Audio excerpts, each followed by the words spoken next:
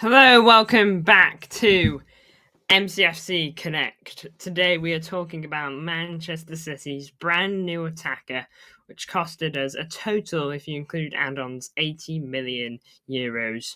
Our new number 7, Omar Marmoush from Frankfurt, currently having the season of his life. And, well, what better way to continue it than to join City? So, today we are going to be talking about him. We'll skip straight over to here. What does Marmoush bring to Man City? Okay, that's the question I'm asking today, What does he bring that's different to Phil Foden? That's different to Doku? That's different to De Bruyne and Haaland, What does he bring that's different to all of them? Because he does bring something different, I'm not just saying that because I don't know the answer yet. Okay, but he actually does, and I'm going to get into it. So, all these stats are based off his Bundesliga year so far. So he's 25 years old, he's not a youngster like Gusanov and Hayes. He is 25, he's going into his prime years.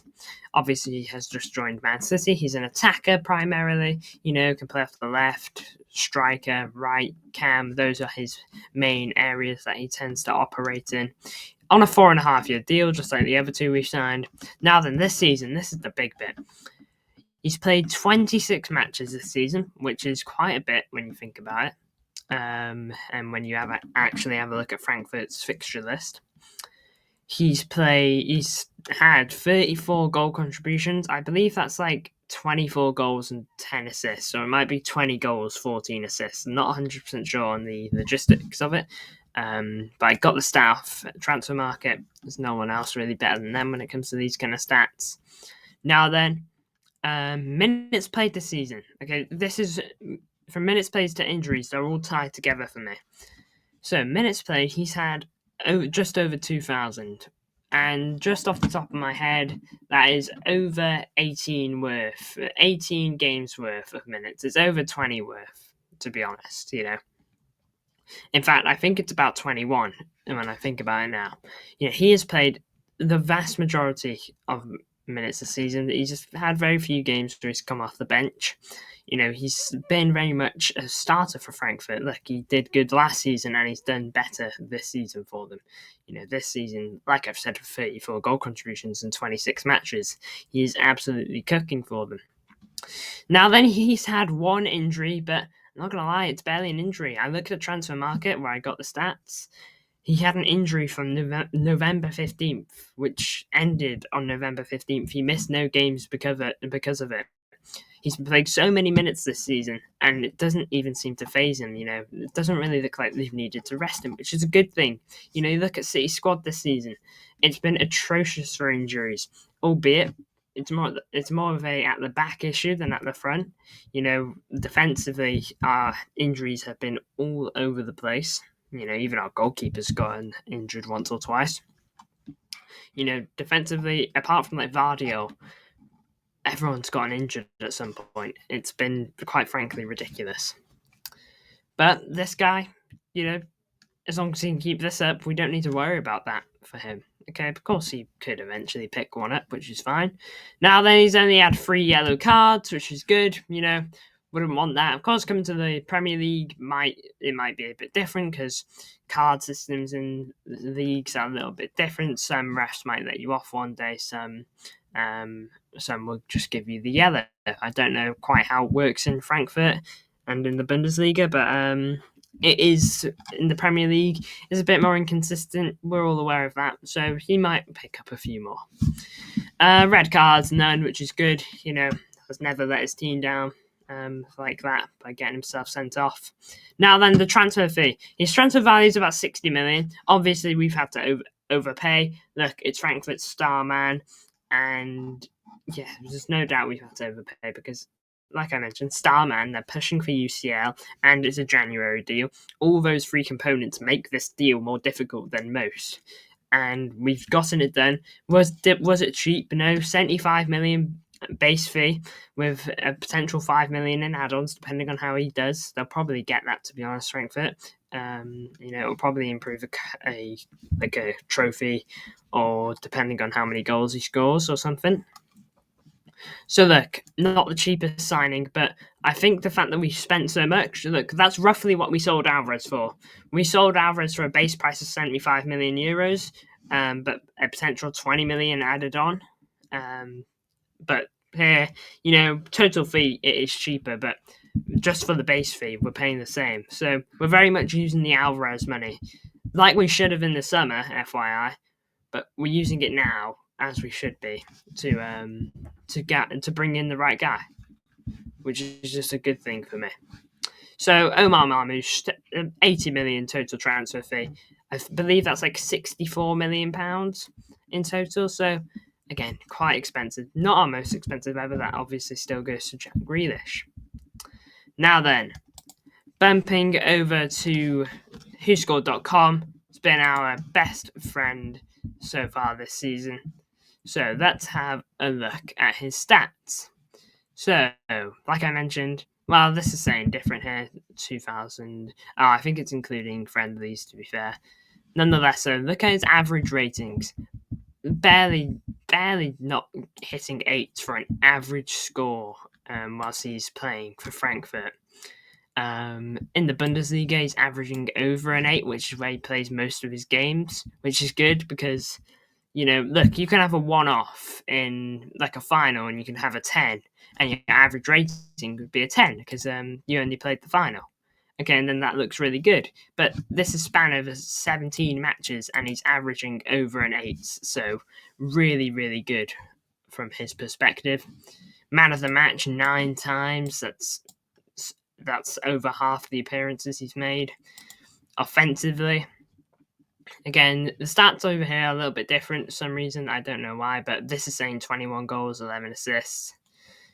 Just look how high these numbers are. He gets fouled about 3 times per game, which is pretty good. Draws the fouls, draws the yellows probably. Key passes over 2 per game. Likes to dribble quite clearly. What we got? Dispossessed, I'm going to guess that is. I'm not sure though, but twice per game. That's not awful. Passing. Now then, look, it's 80% basically, which is lower than Kusanov and Hayes. But to be fair, he's playing the riskier balls. He's playing a bit riskier balls because he's on the offensive. He's whipping in more crosses probably. I believe he's the corner taker as well. So and corners, he is pretty good on corners from what I hear. To be fair to him, but I just wanted to mention 76 passing and 80% passing accuracy, and he gets just under 20 passes per game according to this. So for me, that's where you really want to look at the fact that he's not really getting many passes. If you have a look at a City player, they're probably getting double, maybe even triple that, depending on the game. So look at City, this number will go up, and so will this number for me. Absolutely, because Marmoush will know coming to City that passing is a key part to our system, our game, because we're a very possession-based team. Now then, I want to have a look here. So this is the biggest thing for Marmoush. I briefly mentioned it earlier for the positions he can play. He can play basically anywhere along here. Has played most of his games at forward this season, which is where Haaland operates, but he can play attack in midfield, which is not quite where he's had his best rating. This is where he had his best rating, the left attacking midfielder. So, makes sense. He is right-footed, so he probably likes to cut in, have a shot. You can see that he got a goal that game as well. So, he's only played there once. That's similar to what I mentioned with getting the 10 in the final. Look, overall, these are all really good stats. Even when he was playing in a much deeper role, he didn't even have a bad game. He got 6.33. That's not even bad. 6 is average for me. So, he's getting beyond an average game in a position that he's probably not super comfortable in. He said in his interview he could play off the left, he could play off the right, he could play up front. He likes to play behind the striker. He could play anywhere along that front four. Do you know who else who could play along that front four? Julian Alvarez when he was at the club. This guy is obviously the Julian Alvarez replacement. And look, for me, I think that's really good. The fact that he can play along all those. We get injuries in certain areas. Marmoush can fill in. He's not going to be shy of games this season. Alvarez, to be fair, he wasn't shy of games. Alvarez played like some of the most minutes in the squad, to be fair to him.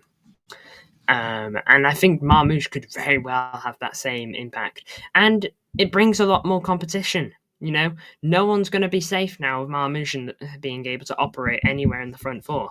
Erling Haaland has a bad game. Marmoush could come in the next. De Bruyne has a bad game on the 10. Foden or Marmoush could come in. Left wing, Savinho, Doku, Grealish have bad games. Marmoush. Right wing, Foden, Savinho. Bob, when he comes back, I know he's not back yet, but you get what I'm saying. He can take any position off them, which will keep everyone on their toes, which is good. I like competition in my teams. Now then, his strengths. Key passes, like we mentioned over here, 2 key passes per game. Dribbling, long shots, direct free kicks. Hey, look, free kicks. We need a free kick taker because I love De Bruyne, and before his free kicks used to be banging, but I don't think he's quite got that anymore. We need a consistent free kick taker, and if that can be this guy, beautiful. Gets fouled often and likes to dribble. It's all good things for me. It really is. Maybe I'm just excited. I'm living in the moment, if you will. But still, it's ticking so many boxes in my book. And now on to the final one, how the team would look with him in it. Now then, I've stuck him on the left for now because I just think this front four looks really nice. But look, like I mentioned, he can go here. He can take Haaland's spot of him. He can go here. He can take De Bruyne's spot of him. He can drop in here. He can take Foden's spot of him, or whoever is operating there. He can take anyone's spot of them because none of them are safe, which I think is, like I've said multiple times, I think the competition he brings and the versatility he brings, he could probably play deeper like here if you needed to. And it wouldn't surprise me if the situation was that bad, say we're holding on desperately for a 1-0 win, say it's the Champions League final, for example, and it's the end of the game, Inter Milan are pressing us, he could probably do a decent job here and do a good job at driving the ball forward, holding the ball, trying to waste the seconds that he can to win us the match. For me, everything is just going yes with Marmoush. Like, can you name me a bad thing about him? Please try in the comments because I struggle to. His goal contributions, his lack of injuries. His worst injury season, I had a look through it myself, was I think it was the 21-22 season where he missed 9 games to injury and had 3 injuries. 2 of the injuries, he only missed 1 game on each, but then he had an injury which kept him out for 7. Marmoush is so clearly a top talent, and I think we've got someone really good in our hands. I think this is smelling brilliantly. Hopefully he can play against Chelsea, but we'll see. Big ups to you all for watching this video. I hope you really enjoyed it. I really enjoyed making this. Lots of information packed into this. Now then, please let me know your thoughts on Marmoush in the comments below. Let me think if you think he's going to work out. Maybe we've overpaid a bit, but will we seem to reap the rewards for it? Anyway, thank you all for tuning in. Big ups to you all. If you liked the video, please do remember to like, subscribe, and if you don't want to miss more like these, because more are on the way, turn on the notification bell. You'll be notified when the next one is up. But anyway, Blues, I'll see you all in the next one.